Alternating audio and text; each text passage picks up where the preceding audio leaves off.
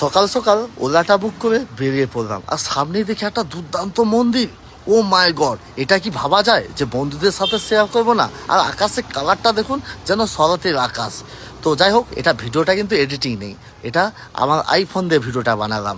আর আজকের ভিডিওতে দেখাবো ব্যাঙ্গালোরের প্রকৃতি বা এখানে রাস্তাঘাট। আর হঠাৎ দেখি সামনেই একটা টুরিস্টের বাস। ও মাই গড, X7 বাসটা একদম এসি বাস, দেখে তো একদম মনটা ভরে গেল। আর তার সাথে ভরে গেল আমার রাধাকৃষ্ণর ছবিটা দেখে। ও মাই গড, আর আকাশটা একদম, রাস্তাঘাটটা আজকে দেখুন যেন ঝলঝল করছে এই বাসটার জন্য। আর সত্যি আমার বাসটা খুব পছন্দ হয়েছে, তো ভাবলাম একটু বন্ধুদের এই বাসটাও দেখাই। তো যাই হোক, সবাই কেমন আছেন একটু অবশ্যই বলবেন ভিডিওর মাধ্যমে। তো ভিডিওটা এমন করবার ইচ্ছে ছিল না, তবে সত্যি কথা বলতে আজকে আকাশটা এতটা সুন্দর যার কোনো বলার তুলনা নেই। আপনারা তো কলকাতায় তো গরমে মরছেন, আমি কিন্তু ঠান্ডায় মরছি এখানে। যদিও রোদ উঠেছে, তবু বলছি ব্যাঙ্গালোরে এত ঠান্ডা না, কি বলবো, দুটো তিনটে করে জামা পরে ঘুরতে হচ্ছে। আর ভিডিওটা দেখে মনে হচ্ছে সামনেই পুজো আসছে না? যদি ভাবছেন কেন, তো শরতের আকাশটা যেন ভেসে চলে যাচ্ছে।